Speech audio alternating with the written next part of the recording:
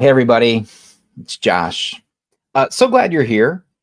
Uh, I wanted to just take a moment and thank you for taking part of your day and spending it with me as I celebrate the launch of applying AI. It is quite the day. Let me tell you, you know what they say about best laid plans? Well, my friends, the day that you are having a book launch, you really don't want the whole entire internet to go down, which essentially is what's happening today because of Cloudflare. And I had all these great things planned as far as giving you illustrations of what's happening with the book and things like that. So for instance, I had a awesome presentation in Gamma that I was going to show you to go over all the book chapters, and that's down. And I have oh, Canva's up. So at least I can go ahead and share with you some coolness over there as far as what you're going to see in the book website. So that's now happening. So I can go ahead and show you that in just a moment. But then ChatGPT is also down. So you know how they say AI is going to take over the world? Not if Cloudflare is running everything. So we're going to have to improvise, adapt, and overcome today. So with that, I want to again thank you for being here. Writing a book is a challenging endeavor, and I want to thank all my friends who helped me through this process.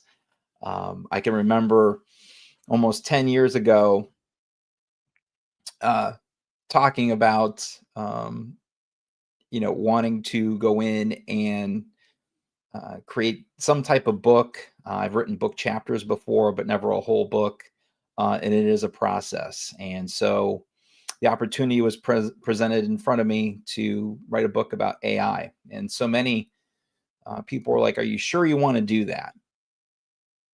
Great question. We're talking about a topic that is rapidly changing and evolving to where the power of AI is doubling every 7 months. Very intense period. But the common thread throughout this whole entire effort is you. It's very human. And how our profession as learning professionals is evolving and changing into a human machine performance analyst, which I'll get into in just a bit. And so with that, there are some constants that are in here. There are some bits of content that have evolved and changed since I wrote the book, and I'll talk about that in just a bit. But again, the idea was not so much to talk about the technology, but how it impacts you at various levels. Whether you're just getting started with AI or you're using AI and from an operations standpoint, trying to decide upon platforms and tools, or if you're an individual contributor and you just are trying to figure out how to prompt, right? It's all in the book. So once I had in my mind the idea of, okay, let's go ahead and try to tackle all these topics. How was I going to go in and organize that? Right? How was that going to show up? And so now I have to. This is a very analog type presentation. It's almost like I feel like it's story time, right? Because of all these other things that are happening with Cloudflare.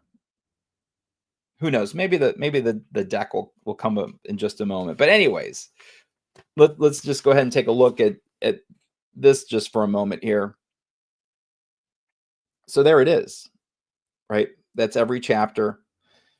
Those are all the topics. And you can see that I have strategies and tactics right there. Right. So a little bit for everybody. And as I was going through and organizing the content, it it really became clear what that through line is as far as your relationship to that information. And not only that, but how you can be actionable with it.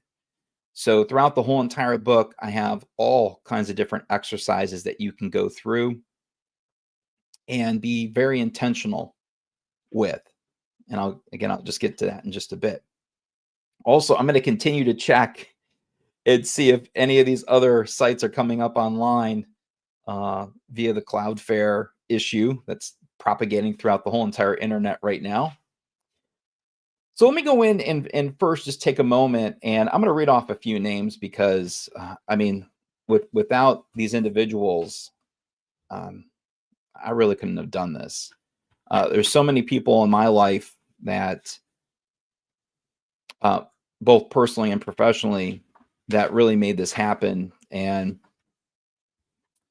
um, I first want to thank uh, my friends and family, right? My wife Wendy, and everyone in my family who has supported me throughout this whole entire effort. It's just been, they know how much time and energy goes into this, and it is if you've never written a book before, let me tell you, it is intense. And the last 6 weeks of writing this book, I think probably took a few years off my life. I'm recovering, but it was intense. And then it's all my friends in the industry. You know, we're all simpatico, and we're all working through this together. And I was just out at DevLearn, and it was an amazing experience. So many great things were happening to my friends out there professionally, and I surround myself with people who are smarter than me at all times. And so I'm going to read off a few names here real quick, and then I'll get into it. Okay, so just um, hold on one second. I'll get it right into the book. So these are individuals who provided their time and did interviews for the book, and those interviews are going to show up in the book website, which, due to the Cloudflare issue and DNS things that are happening, is slightly delayed. So, so yeah, it's one of those days, right? But I do happen to have an example here that I want to bring up of one of those wonderful individuals who actually did the keynote at DevLearn. And let me go ahead and bring this up. Yes, so Yulia Barnikova was actually one of my first people that I interviewed for the book. And the way that the interviews are going to show up inside the book website is just like this. I'm going to go ahead and zoom in on it so you can actually see what's going on here. So, these interviews were long, and essentially what I'm attempting to do is go ahead and break down what are the biggest takeaways, like what are the gold nuggets. Now, unfortunately, due to constraints as far as the book size, not all those individuals made, or none of these interviews made the book, but they will be on the book website. So thanks going out to Yulia Barnikova at Accenture, Mark DeMario, Bob Mosier, John Manali, Ian Brown, my friends over in Ireland, Sarah Mercier, Tom Decker, Vince Hahn, Garima Gupta, Gigi, Megan Torrance, Mike Ruska, and Marcus Bernhardt. Those individuals really gave me a foundation to work from. And without their contributions to this effort, I don't think it could have happened, right? Because, there's so many different things that are happening with AI, and the ability to actually have these very intelligent individuals bounce ideas off of, to validate, really gave me the confidence to move forward. And each of them, and I was very intentional about who I interviewed, each of them contributed to the formation of each of the chapters, which was essential. Professionally, my friends, and just so many people that I want to mention here real quick: Steve Brand, Brandon Carson, Cami Bean, Chad Udell, Chris Adams, Cindy Huggett, Daniel Wallace, David Kelly, Debbie Richards, Jen Solberg, Carl Kopp, Pooja, Jay Singh, Guy Wallace, Hadia Nurin, Jane Bozar, JD Dillon, Jeff Batt, Jill Stanton. And by the way, Jeff just got Guildmaster. Congratulations, Jeff.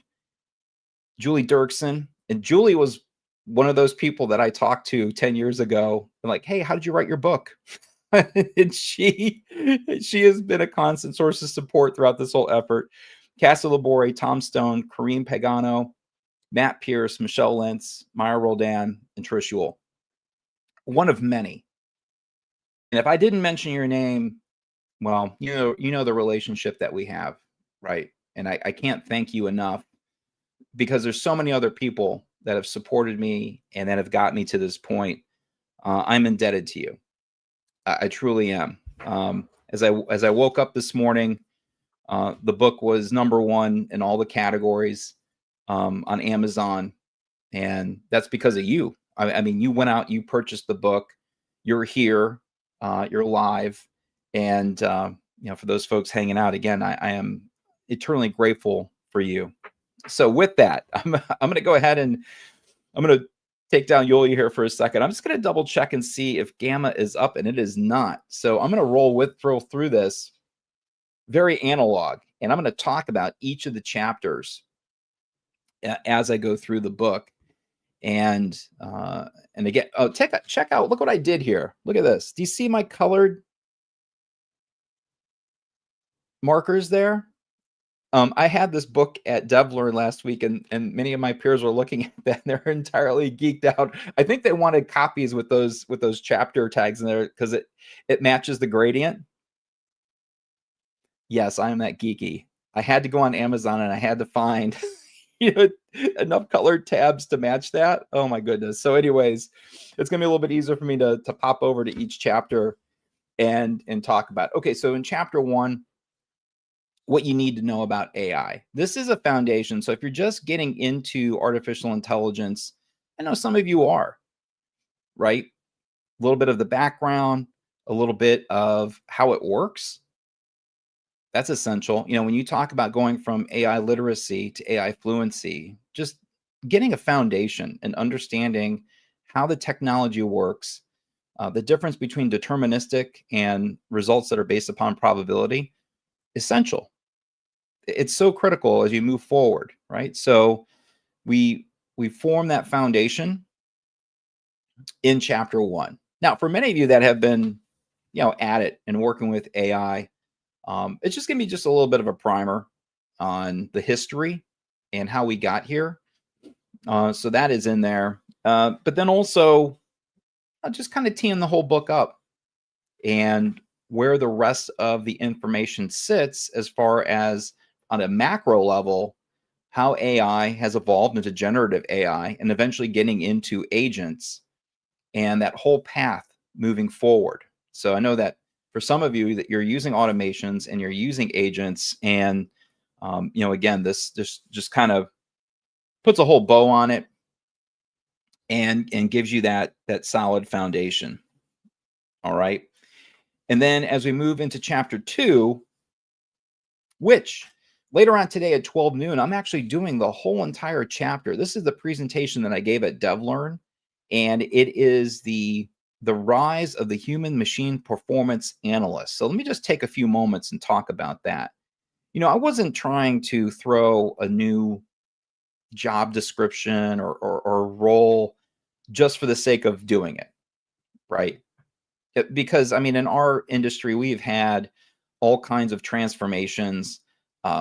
When I started back in the mid 90s, there were clear designations as far as roles, right? I was an art director. We had an instructional designer. We had a project manager. We had a developer. Now, some of you are extremely lucky and you do have team compositions that are like that. But for some of you, you got to do it all. And you might be called a learning architect, right? So we have had some names, descriptions of our job come up. And so now this is an evolution. In the age of AI, how do learning professionals show up? And what skills do they need moving forward? So let's just take a moment and break this down. Human machine. So as we move forward, this is about collaboration with AI, and in some instances, artificial intelligence actually doing the task. 100%. It's going to happen, right? But there needs to be policy. There needs to be a human very much orchestrating what is happening, right? Even with massive risk mitigation, you can have all kinds of really crazy things like this occur to where half the internet is down, right? I mean, what's your plan B when Chat GPT goes down? What's your plan B when Gamma goes down? You can't do your presentation. You got to lean into your expertise, which is what I'm doing a little bit right now, right? And so, we're going to go ahead and we're going to manage this relationship, not just you, right? Because as a professional, as a learning professional, you have to go in and leverage generative AI, creating learning experiences, doing problem solving, applying it to performance consulting, learning needs analysis, and so on. But then it's also the people you support. You support the business, you support individuals working within the business. And what is their relationship with AI, right? So it's not just you, but it's also the people you support and their net performance, humans working with AI. So it became really clear. And again, I could have said human AI performance analyst, but the word machine came up. And so why machine? Well, my friends, there could also be robotics there, right? So robotics is in play, especially for frontline workers that are doing physical labor. And so human machine landed. Let's talk about the second part, performance analyst. Well, performance was easy. Slam dunk, right? That's what we do. And in this case, as I mentioned, net performance of humans working with machines. Not only that, but we're going to be working extremely close to the business, lockstep with the business. As data and as information comes in, we're going to be orchestrating learning experiences in the flow of work. And so the last word, analyst, sounds like a data job to me, right? It is.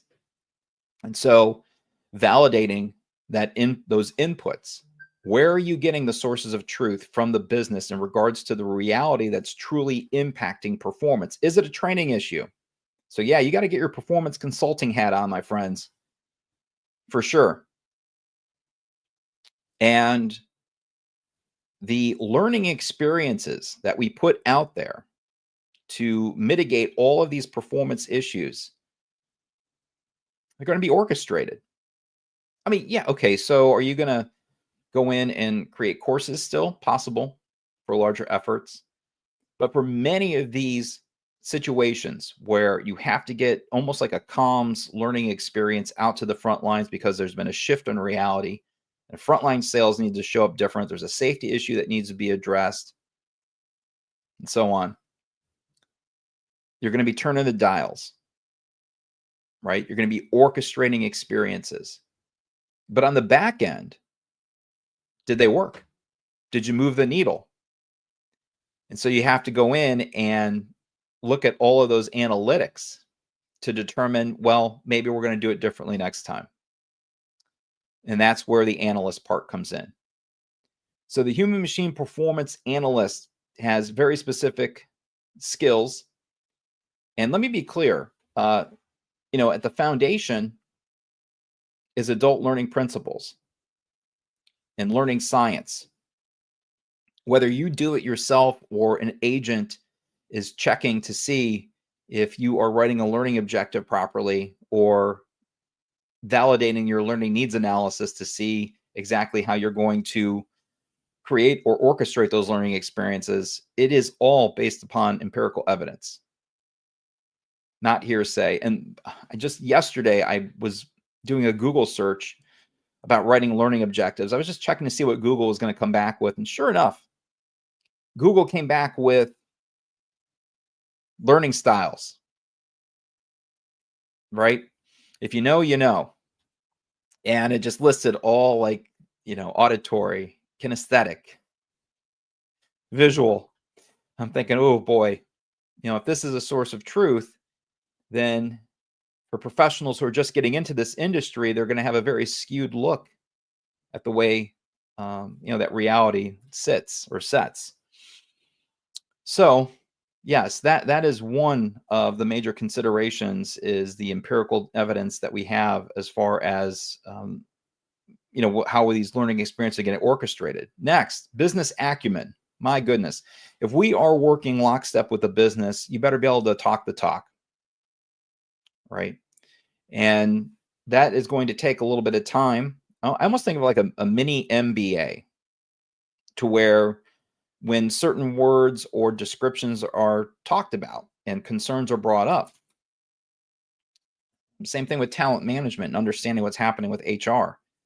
Having that vocabulary and that understanding and the ability to communicate as far as impacts to the front line or impacts to the bottom line is essential. Data and analytics. I already mentioned it. So yeah, you're going to have to brush up on your data and analytics skills. Yeah, that's Megan Torrance has a great book out there on it, great math book, and that's one of those other skills that is required. And what about content creation? Yeah, that remains to be seen as far as how things are going to be automated in regards to the learning experiences that we create. So those are just some of the skill sets, some of the major skill sets that are going to shift and change and impact our role. Um, so it's going to take some time, right? And as we begin to see more capabilities come online within our environments in the way that we create content, or content is orchestrated, we are going to now work out on the edges of the learning journey. So performance consulting, the front end analysis, working lockstep with the business, and the analytics part on the back end to verify and make sure that whatever learning experiences we orchestrated, we can turn those dials, reconstitute it, and have it come out stronger the next time that there is some type of effort. All right, so that is chapter 2. Chapter 3 is the AI strategy for learning and development. And so essentially, this is the vision of how L&D shows up in the age of AI. And it's an evolution. Again, I do believe that we will become a human machine performance function, to where we could even assist in the orchestration of work. And you're probably like, well, why is that really our job? Should we be orchestrating work? Well, if it involves integrating learning experiences into work, yes. Right? So you're going to become extremely intimate with tools and platforms that your frontline workers are using, environments, channels of delivery, and how we can lockstep work with the business to put these learning experiences right in there. It just shows up very different. And a lot of this depends upon your organization's AI readiness. I mean, I can go on and talk about how L&D needs to show up in the age of AI, but if your organization does not have its AI operations in line and stood up, that's an issue. And so when I talk about from an organizational standpoint, the challenges that we see, a lot of it stems from a lot of indecision and not understanding what the go forward plan is with AI. And so you're down in the tactics, like you keep hitting ceilings every time you attempt to expand your capabilities, expand what you do from an AI standpoint. And so having AI stood up across the business tech stack, and I'm talking about Microsoft and Google, OpenAI Enterprise, essential, and working from there. And it's also the vision of your leaders. Having your leaders go from AI literacy to fluency, essential, because they are going to understand how to adjust the business in the age of AI. Also, understanding the importance of how AI shows up for their associates, for the people working for them. And um, other aspects, other things that are incredibly important when you have access to multiple models is change management, right? This is a radical shift in the way that work is done. And so a very mature change function is essential. HR, talent management. What is the line of succession? How do you handle new hires when you have a mature AI operations? What are you looking for? Especially when you have the degradation of skills because tasks are being taken on by machines. What is the line of sight from a new hire all the way to someone that has 10 or 20 years experience? Are they just jumping to do that task of a 10 or 20-year employee?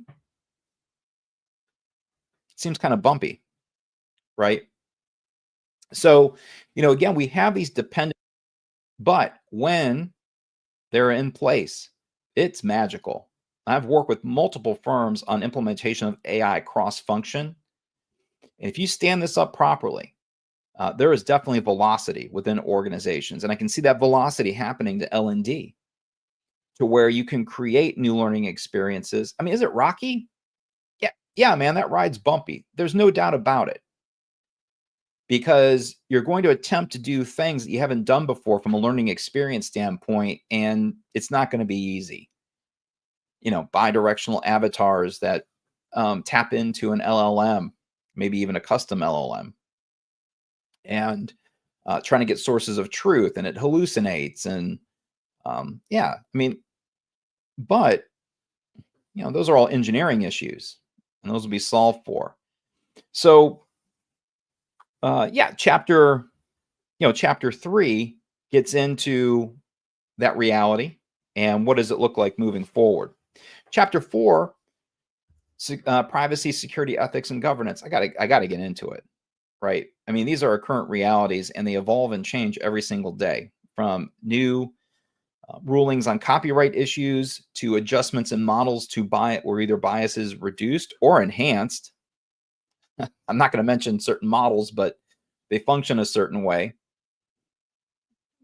The ethics around utilizing AI, for instance, tracking an associate's work, process mining. What are they doing in their environment? What are they doing in their computer? All for the sake of understanding process and work. Employee personas. Like how deep are we going to go to get a sense of that reality so that AI can be implemented properly? It's a sticky wicket right there from an ethical standpoint. Also, AI taking over someone's tasks that they love to do. Wow. Where does that individual sit? What is their line of sight moving forward within the organization? That's a huge issue.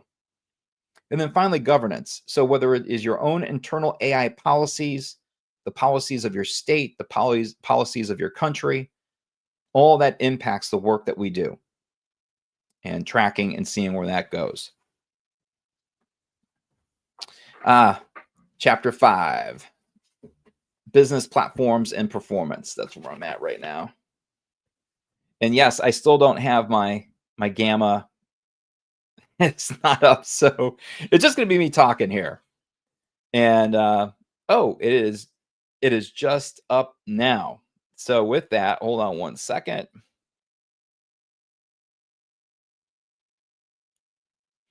I actually now have something to show. Well, I might as well just run through it really quick and just kind of recap where I've been at this point. Again, it's kind of a wacky day, so I appreciate if you're still hanging with me, even on the recording. Thank you so much. All right, so this is what was supposed to happen, right? Best laid plans. So again, I've already gone over the shift that's happening and all these new realities of AI kind of giving us a different lens on thinking about the way that we show up. And chapter 5 talks about business platforms, but even with the learning management system, rethinking, do we need to have our content inside boxes, right? When we put a core content inside of a course, that course sits inside of an LMS or LXP. Those are a lot of boxes in there. It's very difficult for the information to live and breathe, which is essential in the age of AI.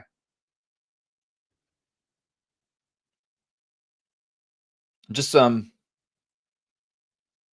reinforcement as far as the new paradigm or shifts that are occurring. And again, I've mentioned these already.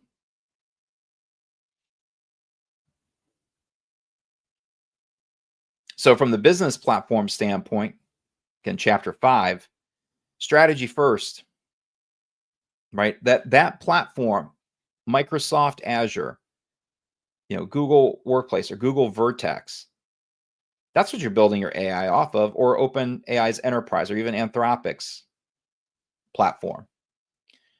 That's how it cascades down, my friends. That's it. And that was essential that I put that in the book on chapter 5. And so we go through and we take a look at those relationships. And if you think about Microsoft and where AI now sits, whether it be inside of an individual tool like PowerPoint, where you can create a deck with Copilot. And by the way, there is a new Copilot creation mechanism that kind of feels a little bit like Gamma. So it's kind of interesting. Or taking up to Microsoft Teams, where after meetings, you have meeting notes and you have action items. That's all AI driven. Or being able to go ahead and leverage all of your documents across the Microsoft Graph to where you can work in Copilot and related documents are brought up during a prompt, right? That's all essential. And all of that impacts performance across your whole organization. So yes, that business stack shows up. It's how models show up. It's how your organization, your individuals show up to do the work that they do each and every single day. And so once we have that set, once we have that reality set, we then can go ahead and get a little granular and take a look at other elements that are extremely important part of that, including knowledge management. Knowledge management is critical. Like I mentioned, Microsoft Graph, to where you're able to go ahead and have sources of truth that are structured. And I know there's companies that are working on shoring up unstructured content. I get it. So if you have a single source publishing system, you're rocking and rolling. If you have a knowledge management system where your metadata tags are identified, you're looking pretty good. Why? Because you have to have these sources of truth. AI is great at reconstituting data into formats that are actionable. If you don't have these sources of truth and you can't get to them, you can't validate them, then the work is going to be incredibly difficult. Okay, so knowledge management is mentioned. Knowledge graphs are also mentioned in the book. Yeah, I geeked out big time. I also get into human capital management systems, and we see collision happening in the marketplace where Workday buys Sana. And so we have all of this data floating out there that we need to parse through and work with. And so human capital management systems are mentioned in here. I also get into AI-enabled learning platforms, chapter 6, right there. And, what does it mean when you have your LMS or LXP plus AI, right? And I get into it and talking about those evolutions that are happening out there, ways that you can go ahead and bridge data across those systems and the way that they're becoming adaptive. I think one of the I do have a miss in here. I mean, again, I started writing this book a year ago, so what does that mean? And but I think in this chapter where I talk about learning systems, that I could have spent a little bit more time on not using a learning system, right? The ability for your content to live and breathe where it needs to be, and it's still trackable, and friction is removed. I use that term a lot, friction. So if you have the content in the flow of work or learning experience, it's consumed, it's acted upon, and you have the data to understand, was it effective? Did you move the needle? All without a learning management system, or LXP. So again, a little bit of a miss for me. I just got to call it out. It is what it is. But if you do happen to have an LMS or LXP and you got to live with it for a while, that chapter is for you. Chapter 7, we get into, and now I have my deck here. So let me just flip through it and get right to it. Actually, all these I'm going to get into. Oh, here's the overview of the whole book right here. So I'm going to flip through this because again, I got my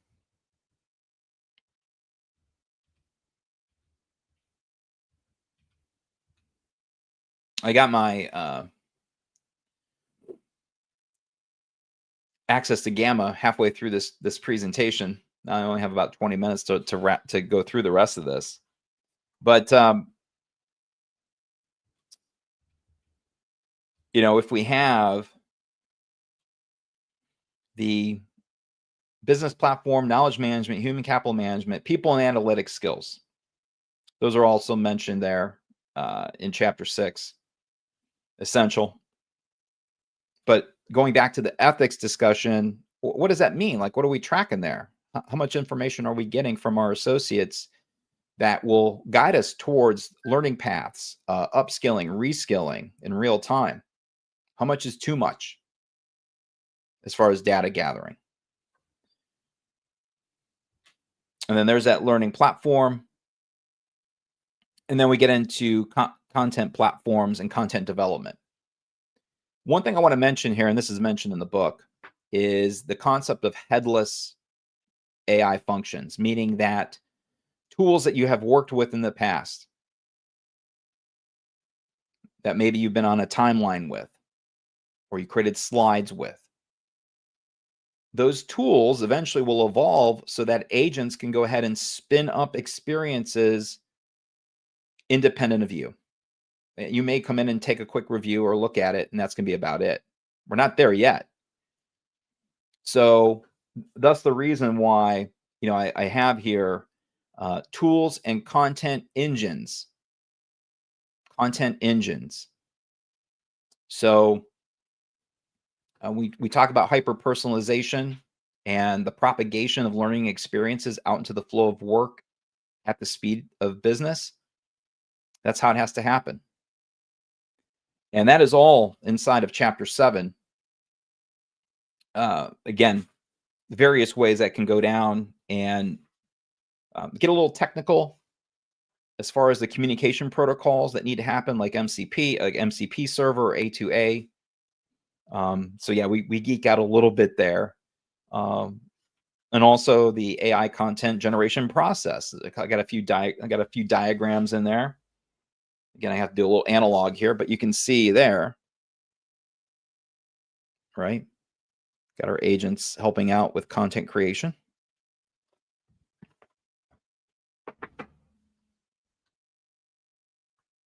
Content adaptation. One of the other terms that's been coming up, gets me excited, is self-healing content. That's right. Based upon the data that's coming from the front lines, that's vetted out, your learning experiences can automatically heal. And I'm telling you, from being in this business for 30 years, man, I wish I would have had that in the 90s. on some of those system trainings. And actually, if you're still doing system training these days, you know what I'm talking about, right? Every time the developers change the interface, that would automatically propagate throughout the training. Oh, that would be wonderful. I'd pay money for that. In addition, in the content creation section, get into avatars. So I have a whole section in here on avatars, and yeah, there's me speaking Arabic, right? So what does it mean to have an avatar and the integrity, right? Integrity is another big word that we're going to be talking about for years to come. When we have representations of humans, is it truly effective? How long should they be up on the screen? When does it break? When does that emotional connection break and you lose the attention of the viewer? Really critical. I love the technology. I think there's a massive upside with it, with video-based avatars. I think we're going to be in a space, though, where audio-based avatars in real time, bidirectional, emotional, are going to have a little bit of area there to work with, while the video-based avatars increase in quality. So a lot of fun there with chapter 7. And then we finally get into the tactics. You're like, my gosh, man, when do we get into prompting? Well, chapter 8, we finally get into prompts there in chapter 8. But the diagram that I use in the book and here is bottom up, right? It's very tactical. And so I get all into freeform prompts, structured prompt, and there's tons of exercises and resources up on the website. Just to kind of give you a little sneak peek here, again, the book website is not up yet. So again, I appreciate your patience as we work through that. But I wanted to go ahead and show you some of the additional resources that are in here. It's phenomenal. So for instance, just in chapter 1, as this opens up, yeah, it's Canva's still a mess here. But you can see that there's some checklists and some additional items within every chapter. So it's just not that you are going to be reading this book and then trying to be actionable. There are going to be tools and there are going to be resources for you up on the book website that you can take full advantage of. So especially with the prompting chapter. And all the illustrations, they're all broken out from each chapter. So if you want to take this information and share it with your coworkers, put it in a presentation, it's all ready to go. And it's there for you. And so why is that? Why would I go ahead and make these available? Because it's going to take all of us to move this industry forward, right? And if you have certain conversations, because everybody's on a different journey, whether it be yourself personally or your department, you now have access to these great resources. And I just want to mention one more amazing resource before I get back into talking about prompting, is the book club. Let's get into that for a moment. So yes, if you want to stand up a book club internal to your organization, or if you just have a book club, there's guides in here for each and every. You could do a chapter a week, and we have chapter overviews and key ideas and takeaways. We have summaries of the illustrations. We have worksheets and all of that ready to go. It is absolutely phenomenal. And did I have to do all of this? No, I didn't. I could have just put the book out as is, but that just didn't make sense. So all of these additional wonderful resources that are in here. Getting back to chapter 8 prompt.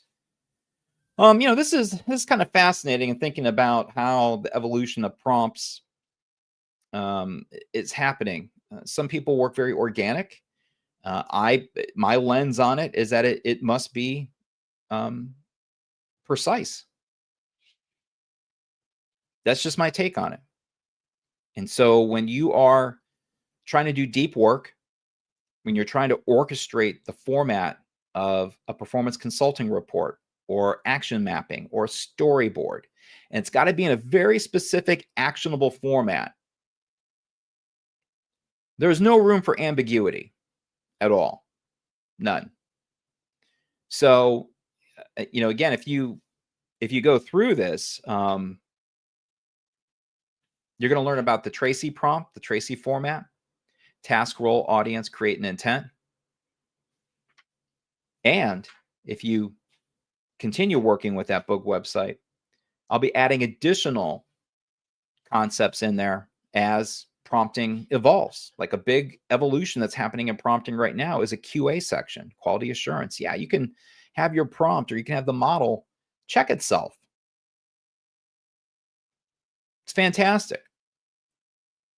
And so as the technology evolves, as models evolve, as prompt design or prompt engineering evolves, those updates will be on the book website.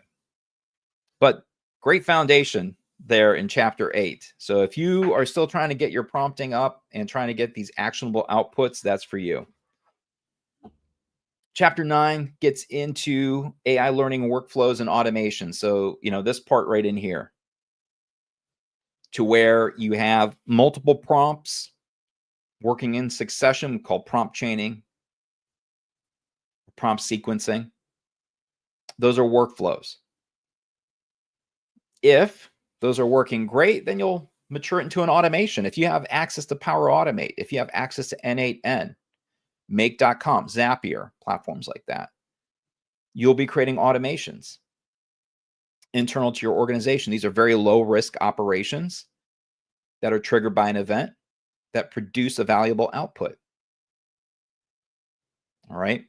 And so chapter 9 gets into the process of that evolution of a prompt into being part of an automation. I also get into creating a prompt library. So prompt library is a huge part. And what does that look like within your learning function? These are not static libraries. They evolve, they change with models and how work is done is defined within these prompts. And so setting up a cadence and thinking agile as you're setting these up is essential, right? Whether you are meeting monthly or quarterly on your prompt library and identifying key prompts that are doing deep work that all your associates can take advantage of, man, that is amazing, right? That takes a culture change, though. It's a different way of thinking because, with this technology, again, it is doubling in capability every 7 months. AI is doubling every 7 months. It's insane. So we're going to have to think a little bit different about how these advancements show up within the tech stack and how they propagate out throughout the learning function. And one of those little topics that you'll meet on is your prompt library. So I talk about how to set it up, metadata that goes in the prompt library, and all the other things that you need to think about to properly pick a platform, set up your metadata, store your prompts, update your prompts, retire prompts. It's all in here. I also get into like a prompt. There's what a prompt workflow looks like right there. That's all in there. Chapter 10, autonomous agents. I had to put it in there. So you can see here that we have in chapter 10, autonomous agents. I show it right here. And this is probably one of the more fascinating chapters just because it's maturing and it's extremely new. It's brittle. And some organizations have them teed up. I totally get it. Some of you are working with platforms that have agents already in there doing deep work. Fantastic. But for many of you, you're still unsure. What is an agent? Why should I care? And how is it going to impact me and the people that I support? All that's inside of chapter 10. I get in and describe what's the difference between a GPT, a gem, a Copilot agent, and a true agent. And if you want to cut to the chase, it's really about memory, short-term and long-term memory, because access to sources of truth, to models, to tools, yeah, we have that already, right? It's the memory part that's really the difference. The ability to actually go ahead and store information and have it acted upon based upon other agents or other rubrics or decision-making processes. That's an agent. And I get fully into it there in chapter 10 so that you have a baseline understanding so that you, when you're in a meeting talking about agents, you know what the heck is going on. And even enough here to where you could go ahead and build out your own agent if you have access to the platforms that allow you to create it. And so that is chapter 10. Get into full planning of your agent, design of it, accessibility, accessing data infrastructures. That's all in there. I also get into, one of the other, I guess, through lines of the book is this little diagram right here, which shows the relationship between humans and machines. So this is the human AI task scale, and I don't believe I have it. I don't believe I have it in this deck here. So let me just. I don't think so. No, but I'm gonna bring this up because it's related. So as you're taking a look at this diagram, just keep in mind that our relationship with machines evolves and changes in so much that, whether you are prompting, creating an automation, you're doing collaboration, you're working with an agent, you're running policy on an agent, that all evolves and changes. Because today, I had this issue with just accessing ChatGPT. Okay, now it's up. And so all the prompt demonstrations and stuff I'm gonna have to table. But it was down earlier. What if those APIs, what if you're running agents that are based upon OpenAI's models and Cloudflare jacks everything up? What do you do then? Well, everything shifts back down to human. Everything shifts back down to human. But let's say, just for a moment, that everything is working, meaning that internal to your organization, the risk has been mitigated. You have access to data. You have access to systems to build agents. And you have all the proper support to pilot, pressure test, and to get them out the door. Well, let's throw a scenario out there. So let's say that there's a tariff and frontline sales has to show up different on a Monday morning because they can't get access to product A. They have to sell product B. If we have the ability to tap into current state information about the products, you can see here I have a CRM agent here, real-time sales data. I have specific information about the individual from a persona standpoint. This comes in the form of coaching data. I also have information about how the individual likes to consume information, for instance, like a podcast. If I have all that information, and if I understand what the gap is, the performance gap, I then can go in and orchestrate an experience for that frontline salesperson, hyper personalized, even understanding the customer, and staging it. So there's scaffolding, there is testing of knowledge, eventually where the salesperson within a half hour can confidently walk in and engage a customer about a new product.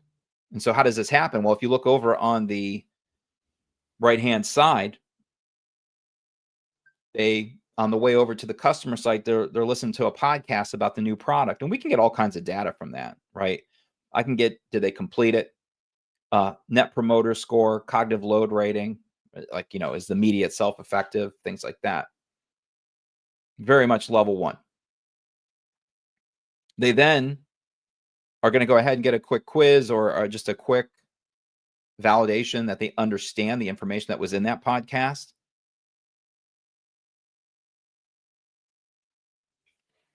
Then they get their bidirectional avatar, all with information about the customer and what their specific needs are, their pain points.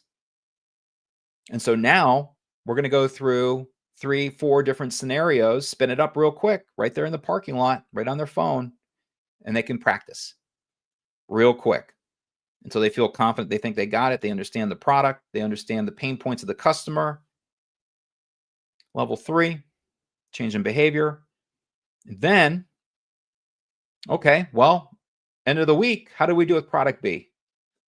Right? Did sales increase? What was our effort? And so tapping into the sales data, we're able to now go ahead and get that sales analytics information. And then how much does all this effort cost? All the systems, the downtime of the sales associate while they're trained and so on, is going to give us our ROI results. Now, a little nod to Jack Phillips and Patty Phillips. You can't set this up unless you have access to data. Yet another thread throughout the whole entire book, data. It's critical, right? But if you have the ability to go ahead and work with your peers across function in IT, HR, and get this essential data, you will be able to orchestrate and build experiences like this. Today, this is a reality. You can do all of this today. It's just the issue is the maturation of AI and operations and the ability to go ahead and connect to data. That's the issue. It's going to happen though. So heads up, it will most definitely happen. So that is agents. And I'm going to go back to my little diagram here. And then I have one last chapter, chapter 11, that gets into conversational AI. That's a big one. So chatbots and everything from a text-based chatbot to an audio-based chatbot to a bidirectional video-based chatbot. Those concepts are all covered in here. And, it gets into like interactive stories and a lot of really fun implementations in here in chatbots. And Vince Hahn, gave the interview for this, and I can't thank him enough. And there's even there's a really cool, and the prompt is actually going to be up on the website. This fantasy role-playing game in here that you can try. And if you remember the text-based games from the way back in the 80s and early 90s, it's very similar. But it kind of, the reason I have it in there is the foundation of actually a text-based chatbot. So that is all in there in chapter 11. And then we kind of put a bow on it at the end, and that is the whole entire experience. So again, for those of you that are watching this replay, I can't thank you enough because you actually just plowed through an experience where I had to do it extremely off the cuff. I didn't have access to my deck. I didn't have access to ChatGPT, and I did it in the most human, most analog way possible. So again, without you, this book would not have happened. So again, thank you so much. I do appreciate you and appreciate you taking the time to get this overview of applying AI. If you have any questions, you can reach out to me at josh@joshcavalier.com. And with that, I wish you all the best on your AI journey, and I will see you down the road. Take care, my friends.